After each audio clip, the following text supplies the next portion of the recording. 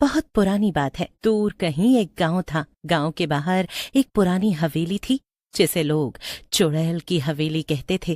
कहते थे कि वहां हर अमावस्या की रात अजीब घटनाएं होती थीं। कोई भी उस हवेली के पास जाने की हिम्मत नहीं करता था। सबको वहां जाने से बहुत डर लगता था। गांव के नवयुवक मोहित और राजू इन बातों पर यकीन नहीं करते थे। यार राजू, बहुत दिन हो गए कुछ तूफानी किए हुए, कुछ मजा नहीं आ रहा जीवन में। चल ना, कुछ करते हैं, बहुत बोरिंग सा लग रहा है। अच्छा, तूने उस हवेली के बारे में सुना है? कौन सी हवेली? यहाँ कोई हवेली भी है क्या? हम वहाँ कभी क्यों नहीं गए? कहते हैं कोई भूतिया हवेली है, वहाँ नहीं जाना चाहिए, और अमावस्या को तो बिल्कुल भी नहीं। तू भी क्या पागलों जैसे बोल रहा है? हैं? ऐसा कुछ नहीं होता। तू भी इन सब में मानता है क्या? अरे नहीं, ऐसा मैंने लोगों से सुना है, बस वही बता रहा हूँ। चलो तो फिर देर किस बात की, हमारे घर के पास ही एक घूमने की जगह है, चलते हैं और मिलकर आते हैं वहाँ के सच से।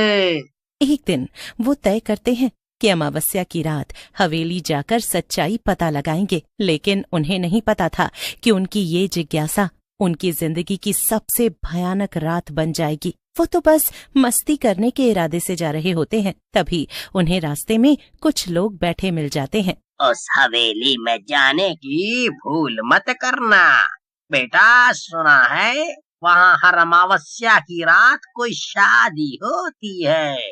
बाबा, ये सब मनगढ़ंत बातें हैं, ऐसा कुछ नहीं होता। और अगर सच में ऐसा होता है तो इसी बहाने एक शादी का खाना खाने को मिल जाएगा और स्वाद भी आ जाएगा जीवन में। ये कोई मजाक की बात नहीं है, जाने कितने लोगों का परिवार छीना है उस हवेली ने। लेकिन फिर भी अगर तुम्हें यकीन नहीं आता तो जाओ, पर याद रखना वहाँ से कोई जिंदा वापस नहीं आता। गांव के लोग सिहर उठते हैं। मोहित और राजू एक दूसरे की ओर देखते हैं। चल ना मोहित, रहने ही देते हैं, क्या पता क्या है वहाँ।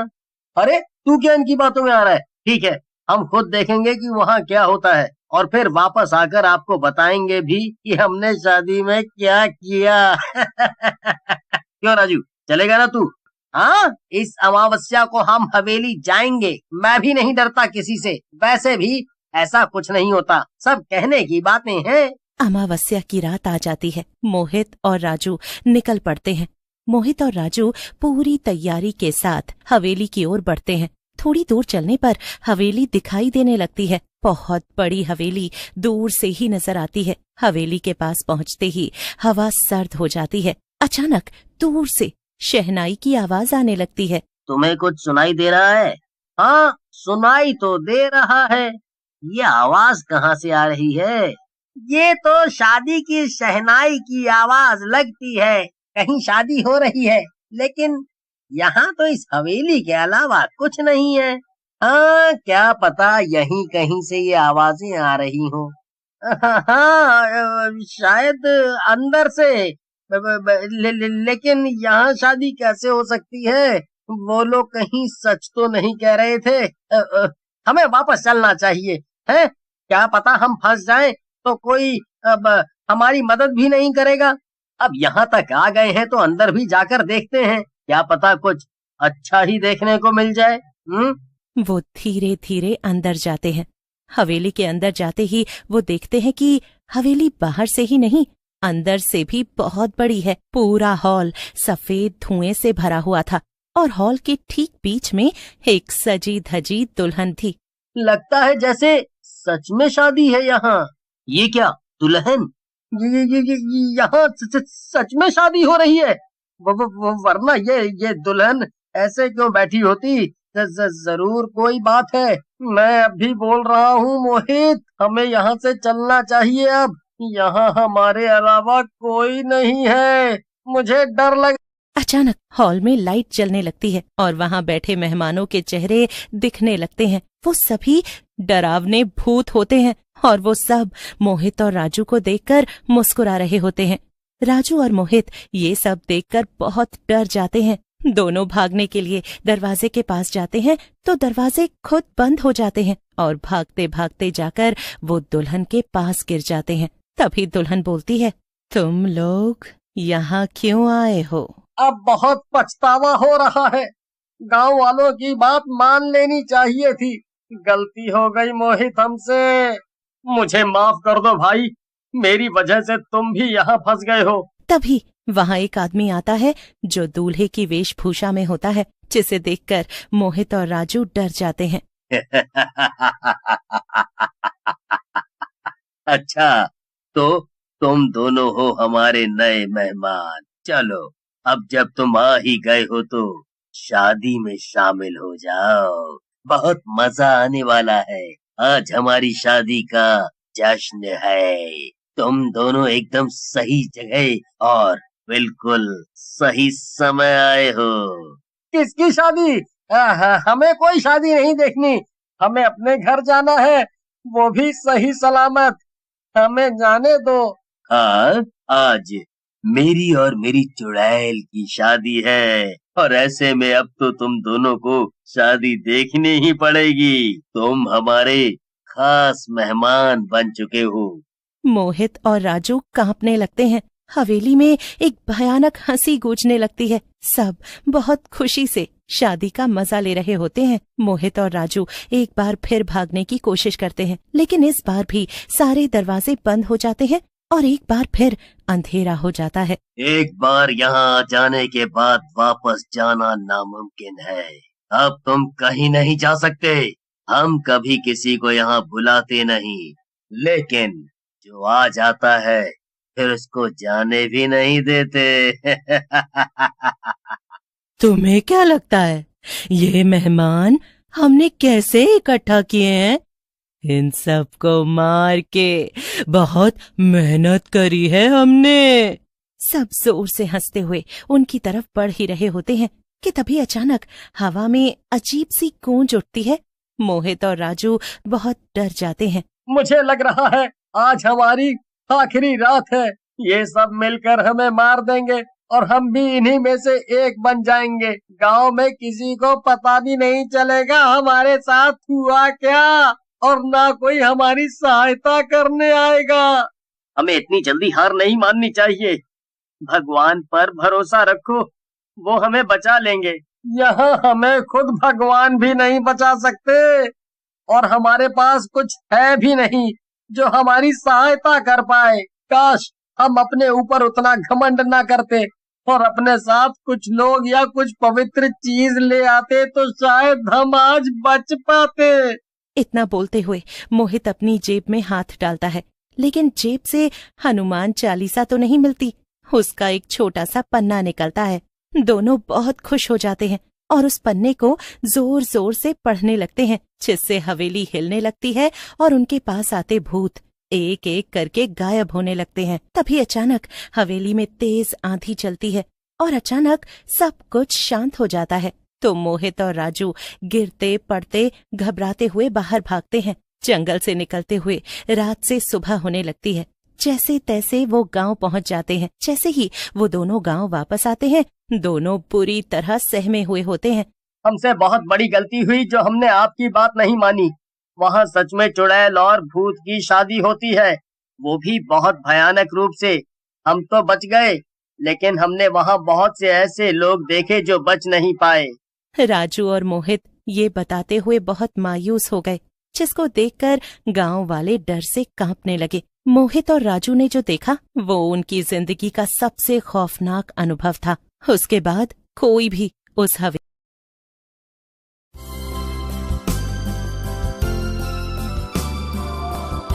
शहर की ऊंची इमारतों और शोर शराबे से दूर हिमालय की तलहटी में एक ऐसा इलाका था जिसे सरकारी नक्शों पर भी अघोषित छोड़ दिया गया था। इसे स्थानीय लोग अंधेरी घाटी कहते थे। गांव वालों का मानना था कि ये जंगल किसी साधारण पेड़ पौधों का समूह नहीं, बल्कि एक जीवित राक्षस है जो इंसानी मांस और रूहों का भूखा है। आर्यन, एक प्रसिद्ध वाइल्ड लाइफ फोटोग्राफर जिसके लिए डर सिर्फ एक शब्द था, उसने तय किया कि वो इस घाटी के रहस्य, जो असल में एक खौफनाक हकीकत थी, उसे अपने कैमरे में कैद करेगा। उसके साथ थे समीर, उसके बचपन का दोस्त जो स्वभाव से डरपोक था, और काव्या एक निडर ट्रैकर। शाम के 5:30 बज रहे थे। सूरज की आखिरी किरणें पहाड़ों के पीछे छिप रही थी। जैसे ही उन्होंने जंगल की सीमा पार की, तापमान में अचानक भारी गिरावट महसूस हुई। समीर, अपना चेहरा सीधा करो, हम यहाँ इतिहास रचने आए, मरने नहीं। भाई, उस बूढ़े आदमी ने मना किया था। उसने कहा था कि रात होने से पहले यहाँ से निकल जाना, वरना आवाजें तुम्हारा पीछा नहीं छोड़ेंगी। मुझे तो डर लग रहा है, अगर जरा भी खतरा लगा तो मैं तो निकल लूंगा यहाँ से। तुम लोग अपना देख लेना। समीर, वो सिर्फ अंधविश्वास था। देखो यहाँ की बनावट कितनी अनोखी है। ऐसी बनावट, ऐसा नजारा फिर कहाँ देखने को मिलेगा। तुम जितनी बकबक कर रहे हो, इससे अच्छा है अपनी एनर्जी यहाँ के सुंदर नजारे को समझने में लगाओ। रात के 8 बजते बजते जंगल इतना घना हो गया कि उनकी टॉर्च की रोशनी भी धुंध को चीर नहीं पा रही थी। चारों तरफ एक अजीब सी सरसराहट होने लगी। ऐसा लग रहा था मानो हजारों लोग एक साथ फुसफुसा रहे हों। अचानक समीर रुक गया। उसका चेहरा सफेद पड़ गया था। तुमने सुना? ठीक से सुनो, यहाँ कुछ अजीब है। कुछ अजीब आवाजें सुनाई आ रही है मुझे। क्या? यहाँ तो सिर्फ सन्नाटा है। तुम पागल हो गए हो क्या, या फिर तुम्हारे कान बज रहे हैं? नहीं नहीं, मुझे मेरी बहन की आवाज सुनाई आ रही है। वो रो रही है, वो कह रही है भैया बचाओ। मुझे लगता है वो किसी मुसीबत में, मुझे उसे बचाना होगा। इससे पहले कि आर्यन उसे रोक पाता, समीर पागलों की तरह झाड़ियों में भाग गया। आर्यन और काव्या चिल्लाते रहे, लेकिन समीर अंधेरे में विलीन हो गया। समीर वापस आओ, वो छलावा है। समीर, समीर सुनो, वापस आओ, आगे मत जाओ। वो तुम्हारी बहन नहीं, कोई बहरूपिया है, तुम्हें गुमराह कर रहा है वो। आगे मत जाओ समीर। वे समीर के पीछे भागे, लेकिन उन्हें जो दिखा उसने उनके खून को जमा दिया। एक पेड़ की ऊंची टहनी पर समीर का बैग लटका था और नीचे उसकी टॉर्च पड़ी थी। जैसे जैसे वो जंगल के और भीतर गए, उन्हें एहसास हुआ कि वे रास्ता भटक चुके हैं। पेड़ अपनी जगह बदल रहे थे। जहां पहले रास्ता था, अब वहां कटीली झाड़ियां थी। आर्यन, हमें समीर को छोड़ना होगा। यहाँ कुछ बहुत गलत है। हम उसे नहीं छोड़ सकते। रुको, वो क्या है? दूर एक पुरानी जर्जर झोपड़ी दिखाई दी। उन्हें लगा शायद वहां कोई मदद मिल जाए, लेकिन जैसे ही वे करीब पहुंचे, बदबू इतनी तेज हो गई कि काव्या को उल्टी होने लगी। ये सड़े हुए मांस की बदबू थी। झोपड़ी के अंदर कोई रोशनी नहीं थी, बस एक पुरानी कुर्सी झूल रही थी। चर चर। तभी झोपड़ी के कोने से समीर की आवाज आई। आर्यन ने टॉर्च उस दिशा में घुमाई। वहां समीर बैठा था, लेकिन उसकी पीठ उनकी तरफ थी। समीर धीरे धीरे पलटा। काव्या की चीख निकल गई। समीर का चेहरा अब इंसान जैसा नहीं था। उसकी आंखें गायब थीं। बस 2 खाली काले गड्ढे थे।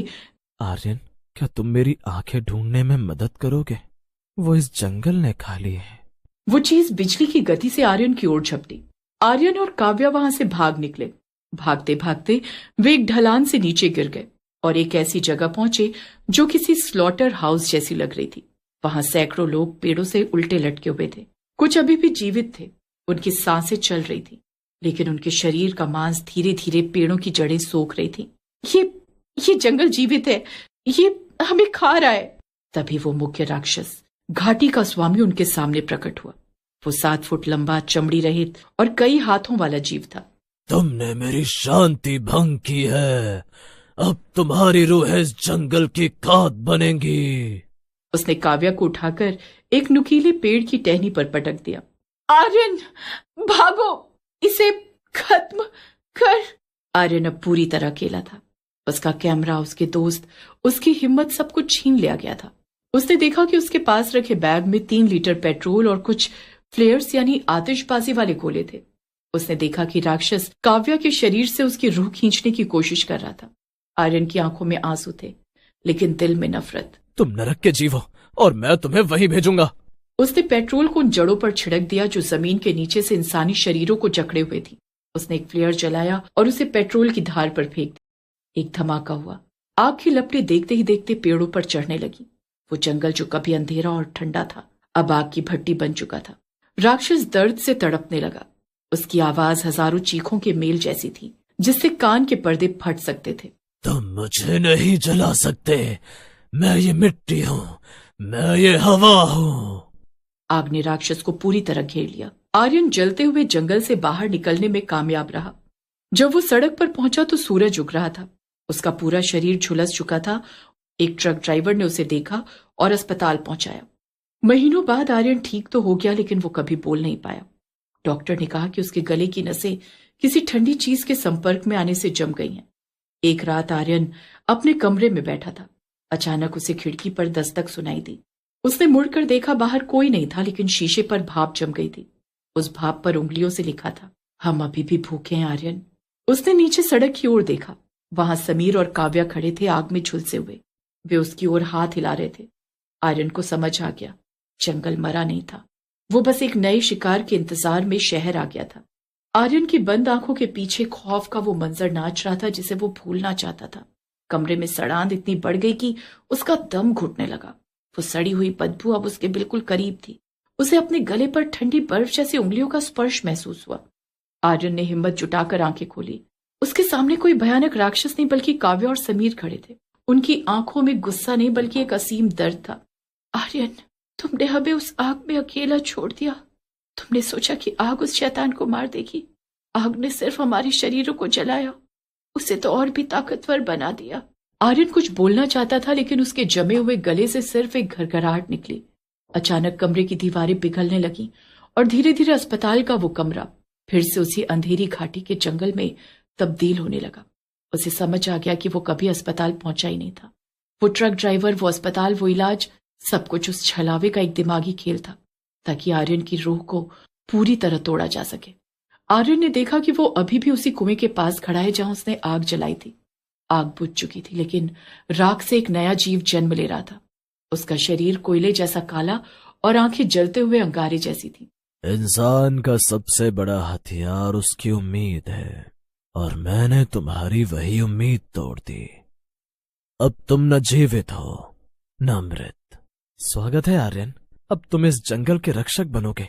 जो भी नया शिकारी यहाँ आएगा, तुम उसकी आवाज बनकर उसे बुलाओगे। सालों बीत गए। अंधेरी घाटी के बाहर एक नया साइन बोर्ड लग गया, प्रतिबंधित क्षेत्र, प्रवेश वर्जित। लेकिन इंसानी जिज्ञासा कभी खत्म नहीं होती। 3 नए लड़के, रोहन, अमित और नेहा, जंगल की सीमा पार खड़े थे। शाम ढल रही थी। यार, सुना यहाँ से कोई वापस नहीं आता? सब बकवास है, देखो कितना शांत जंगल है। तभी झाड़ियों के पीछे से एक जानी पहचानी सुरीली आवाज आई। बचाओ, क्या कोई है वहां? मैं रास्ता भटक गया हूं। वो आवाज आर्यन की थी, वही मासूम और निडर आवाज जिसे उसने सालों पहले खो दिया था। जैसे ही वो तीनों लड़के आवाज की दिशा में जंगल के अंदर बढ़े, पीछे से जंगल के पेड़ों ने आपस में जुड़कर बाहर निकलने का रास्ता हमेशा के लिए बंद कर दिया। आर्यन, जो अब खुद उस राक्षस का दाहिना हाथ बन चुका था, पेड़ की एक डाल पर बैठा अपना पुराना कैमरा साफ कर रहा था। उसके कैमरे के लेंस में अब सिर्फ अंधेरा कैद होता था। घाटी का श्राप खत्म नहीं हुआ था, वो बस बढ़ रहा था। अब उसे हिमालय की ऊंचाइयों की जरूरत नहीं थी। वो धीरे धीरे अपनी जड़ों को जमीन के नीचे पास के गांवों और शहरों की ओर फैला रहा था। हर सन्नाटे के पीछे एक आवाज छिपी थी, और हर आवाज के पीछे एक मौत।